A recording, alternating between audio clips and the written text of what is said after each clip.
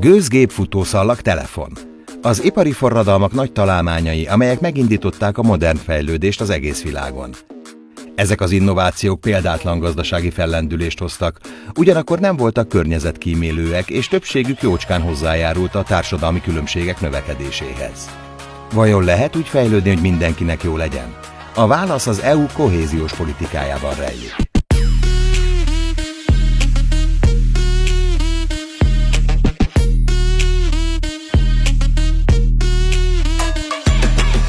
A múltban a fejlődésnek nagy ára volt. Kevesen jártak iskolába, nagy volt a szegénység, és a gazdaság pazarlóan és szennyező módon használta fel az energiaforrásokat.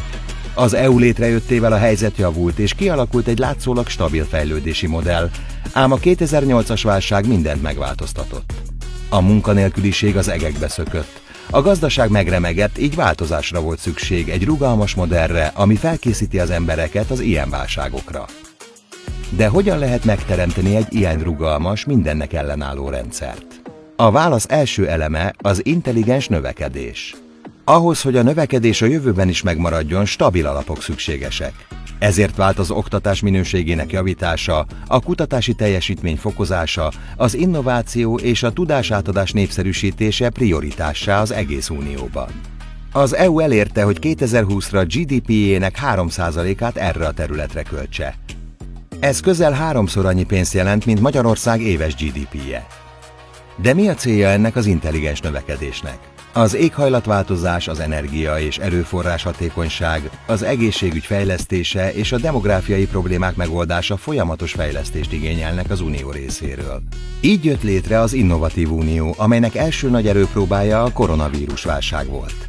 Nem véletlen, hogy az AstraZeneca brit-svéd fejlesztésű vakcina, valamint a Pfizer-BioNTech amerikai-német fejlesztésű vakcina ilyen gyorsan és ilyen nagy hatékonyságban készülhetett el, ezzel milliók életét mentve meg. Az EU kohéziós politikájából fakadóan megfelelően ki tudta használni a tudósok zsenialitását, és a járvány leküzdésére való törekvést már a kezdetektől meg tudta alapozni. A kutatások létrejöttéhez és sikeréhez tehát tudósokra is szükség van. Az Erasmus program révén minden európai fiatal számára biztosított a külföldi tanulás, a tapasztalatszerzés és a kapcsolatépítés lehetősége. Az EU ugyanis felismerte, hogy a jövő tudósai a ma lehetőségeket kapó fiataljai közül kerülnek ki. A kohéziós politika révén nem csak a tudósok, hanem minden munkavállaló lehetőséget kaphat a támogatásra. Az Európai Unióban a jelenleg munkaképes korú népességnek csak a 2/3 áll alkalmazásban. Ez az arány az Egyesült Államokban és Japánban 70% felett van.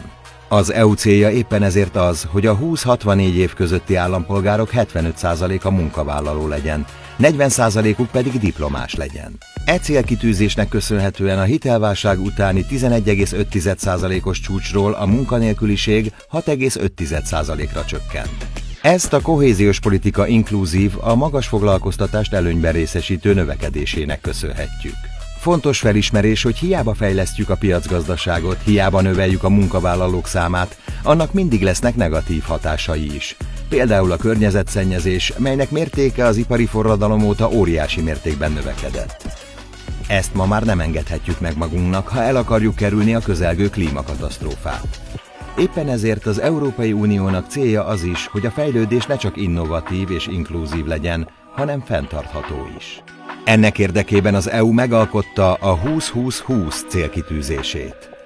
Először is az üvegházhatást okozó gázok kibocsátását az 1990-es szinthez képest legalább 20, kedvező feltételek esetén 30%-kal kell csökkenteni.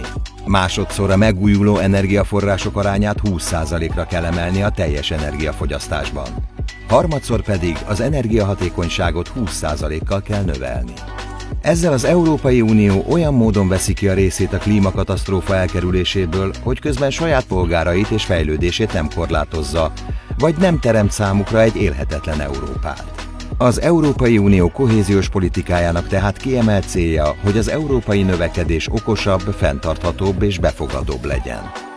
Ha az Unió polgárai összefognak, bármilyen kihívással szembe tudnak nézni, amely a 21. században előttük áll.